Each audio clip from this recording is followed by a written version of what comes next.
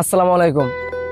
তো গাইস, এই রমজান মাসে দেখতেছি মানে অনেক মানুষ নামাজে যায়, নামাজ পড়তে যায়, মানে মজা করতেছে, নামাজ নিয়ে মজা করে ভিডিও বানাইতেছে, এই ভিডিও আবার সোশ্যাল মিডিয়াতে আপলোড করতেছে। তো গাইস, এসব কি, এসবের মানে কি বুঝি না। তো গাইস, মানে সত্যি অনেক দুঃখজনক বিষয়, মানে নামাজ নিয়ে ভিডিও করে মজা করে, মানে নামাজ নিয়ে ভিডিও করতেছে, আবার এই ভিডিও আপলোড দিয়ে দিতেছে। মানে এইসবের মানে কি বুঝলাম না গাইস, বুঝছেন? তো কথা হইলো, মানে রমজান মাসে শুনি মানুষ ভালো হোক। তো গাইস, রমজান মাসে কি এসবের মানে? এটা কি ভাই? ও, এটা কি ভাই হইলো? তো গাইস, কালকে আমি সেলুনে গেছিলাম, বুঝছো গাইস? সেলুনে গেছি। তো গাইস, তোমরা তো জানো সেলুন মানে অমুসলিমের দোকান। তো যাই হোক, আলহামদুলিল্লাহ আমার তো বিষয়টা ভালো লাগছে।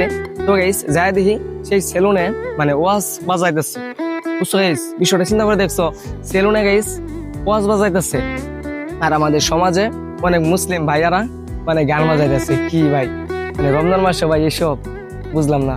আর ভাই এই যে নামাজ নিয়ে যে ভিডিওটা বানাইতেছে, এটা ভাই ভিডিওটা দেখে খুবই কষ্ট হয়েছে ভাই, বুঝছো? মানে সত্যি আসলে মানে তোমাদেরকে ভাই বুঝাইতে পারতাম না কতটা কষ্টের বিষয়। তো ভাই, আমাদের বাংলাদেশে একটা নিয়ম কি, অন্যায় করণের মানুষ আছে কিন্তু অন্যায় প্রতিবাদ করার মতো মানুষ নেই। দুঃখজনক বিষয়।